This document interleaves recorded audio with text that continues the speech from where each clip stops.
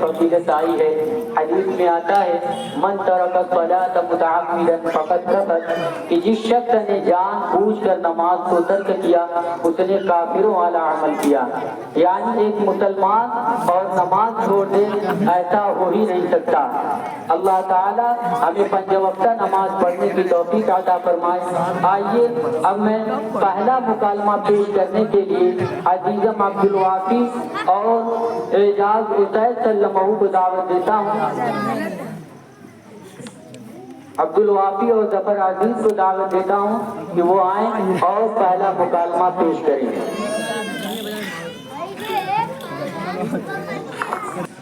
अस्सलामु अलैकुम व रहमतुल्लाहि व बरकातुहू। वालेकुम अस्सलाम व रहमतुल्लाहि व बरकातुहू। जनाब खैरियत है? अल्लाह का शुक्र है, अल्हम्दुलिल्लाह। अरे भाई बहुत जल्दी में हो, कहाँ जा रहे हो आप? क्या आप जानते नहीं हो कि आज अंजुमन तकबीर ईमान का जलसा है, वहीं पे जा रहा हूँ। वहाँ बड़ी शान शौकत से होता है, वहाँ बड़ा लुत्फ आता है बच्चों का मुकालमा देखकर। अच्छा भाई, अगर ऐसी बात है तो चलो हम भी चले। चलिए भाई, तुम जनाब उलमा किराम से इजाज़त भी हो जाएगी।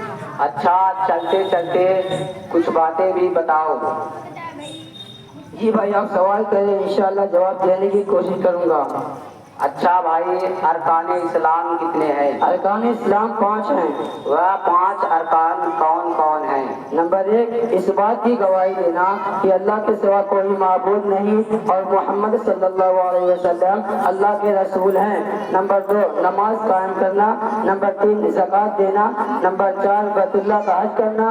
नंबर 5, रमजान के रोजे रखना। अच्छा भाई, यह बताओ कि दिन और रात में कितनी नमाजें फर्ज हैं? दिन और रात में 5 नमाजें फर्ज हैं। उन 5 नमाजों के नाम बताओ।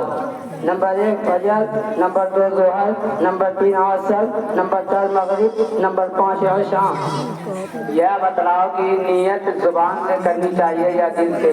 जी भाई, नियत ज़बान से करें या दिल से, हर सूरत में खालिस होनी चाहिए। आप मेरे हर सवाल का जवाब देते ही चले जा रहे हैं, क्या मैं आपसे और सवाल करूं, आप जवाब देंगे? जी भाई, आप सवाल करें, मैं जवाब देने की कोशिश करूंगा। यह तो बतलाओ कि नियत बांधते वक्त कान की लौ को उंगलियों से टच करना जरूरी है या नहीं? मर्दों के लिए तकबीर तहरीमा कहते हुए कान की लौ तक हाथ उठाना सुन्नत है। क्या नमाज के दौरान इधर उधर देख सकते हैं? नमाज के दौरान इधर उधर देखना मकरूह है। क्या नमाज और अगर सीने से किबले से सीने से हट जाए तो उसकी नमाज भी फासिद हो जाएगी। क्या नमाज के दौरान अगर खुजलाने की जरूरत पड़ी तो खुजला सकते हैं?